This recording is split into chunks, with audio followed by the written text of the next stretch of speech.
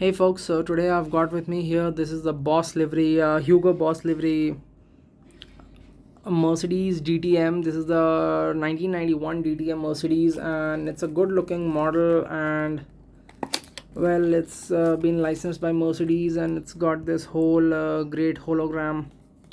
So these are one of my favorite models. I practically have almost all the 190s that they have made so far because I love this car. And well, one thing I want to mention is that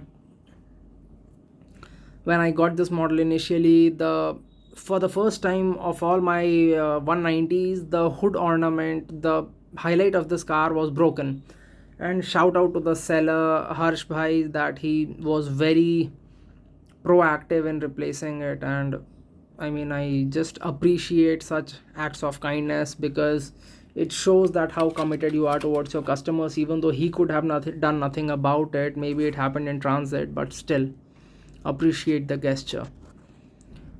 So we've got the top angle, and the top angle which you can see from here, it's a very unique angle. I mean, so they generally used to do this. Often people ask me questions that why do the top of these cars have so much livery and all the stuff going on, because who can view the top of the car, right? So this is basically when the races are televised, then there are helicopters and other, that time drones did not exist, but helicopter shots were being used.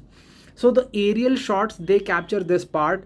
And for example, let's say you're cheering for this car, so you know that okay, that's my car in the race, that's the position of my car, that's number 7. And that is why over here also you can see all the brandings and stuff.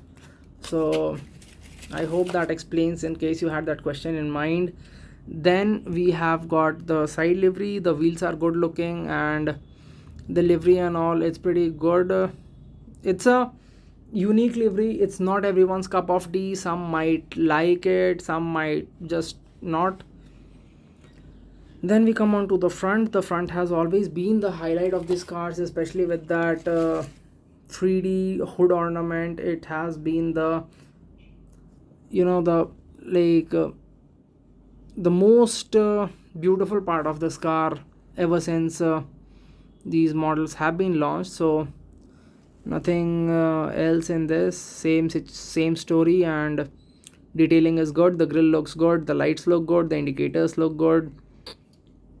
Then we come on to the rear. The Boss branding is looking good, Hugo Boss.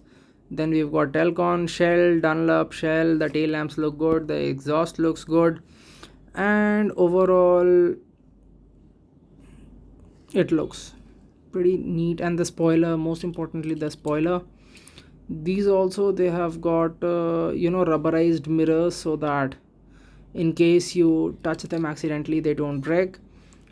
Base detailing is pretty good for this car, and you can see the whole exhaust pipe traveling throughout the chassis, which is quite rare because some mini GTs have horrible detailing in the base. Overall it's a good model, and if you like mini GTs and you like Mercedes, and I don't know, this livery is something which I would not recommend to everyone because it's a thing of personal taste. But if you like it, it's a well built model, so highly recommended. Thank you for watching.